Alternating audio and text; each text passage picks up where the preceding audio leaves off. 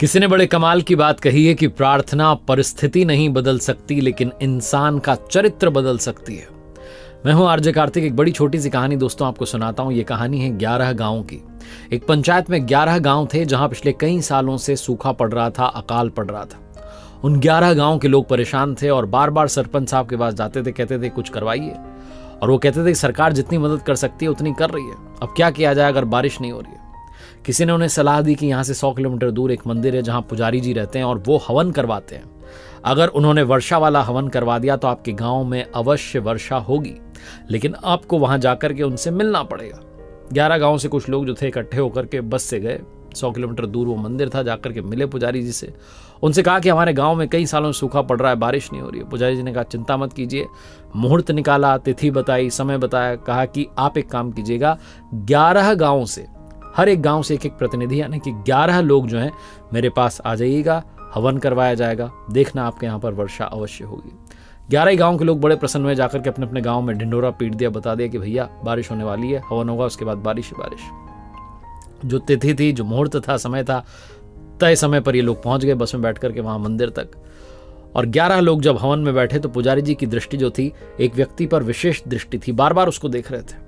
जब हवन संपन्न हुआ, पुजारी जी ने प्रसाद बांटा तो उन्होंने कहा कि देखो बुरा मत मानना, लेकिन मैं एक बात कहना चाहता हूं, ये जो हवन है ये सफल तो हो गया है लेकिन सिर्फ एक गांव के लिए। बाकी के लोग घबरा गए कि आप ये क्या कह रहे हैं, 10 गांव में बारिश नहीं होगी, सिर्फ एक गांव में बारिश होगी, ऐसा क्या है उस गांव में। पुजारी जी ने कहा कि जो भाई साहब आपको दिखाई दे रहे हैं, सिर्फ इनके गांव में बारिश होगी। लोगों ने उस व्यक्ति की तरफ देखा और कहा इनके गांव में ऐसा क्या है। पुजारी जी ने कहा ध्यान से देखिए, ये अपने साथ क्या लाए हैं। लोगों ने कहा छाता लाए हैं। पुजारी जी ने कहा बस ये छाता लाए हैं क्योंकि इन्हें संपूर्ण विश्वास है कि इनके गांव में वर्षा होगी, हवन सफल होगा। आप लोगों को तो भरोसा भी नहीं था कि बारिश होगी, आपको तो लगा कि किसी ने कह दिया है, पुजारी जी हवन करवाते हैं, मंदिर में चले जाते हैं, आ गए आप कि चलो एक ट्राई ये भी कर लेते हैं। लेकिन इनको लगा कि एकमात्र जो है उपाय है और ये उपाय अगर सफल हो गया तो सब कुछ अच्छा होगा। इसलिए हवन में तो 11 लोग बैठे थे, लेकिन सिर्फ एकमात्र व्यक्ति ऐसे थे जो संपूर्ण भाव से, संपूर्ण विश्वास से बैठे थे कि प्रभु का हवन हो रहा है, पूजा हो रही है, यज्ञ हो रहा है, पक्के से मेरे गांव में बारिश आएगी। आप देख लेना, आज सिर्फ इन्हीं के गांव में बारिश आएगी, बाकी गांव को भी प्रतीक्षा करनी पड़ेगी। वो 11 लोग प्रणाम करके चुपचाप वहां से चल दिए और रास्ते में बात करते जा रहे थे कि ऐसा थोड़ा ना होगा कि बारिश आ जाएगी। जब वहां पहुंचे तो सबसे पहले उसी भाई का गांव आया जिसके लिए पंडित जी ने कहा था, जो छाता लेकर आया था। जैसे ही वो बस से उतरा वहां बारिश शुरू हो गई।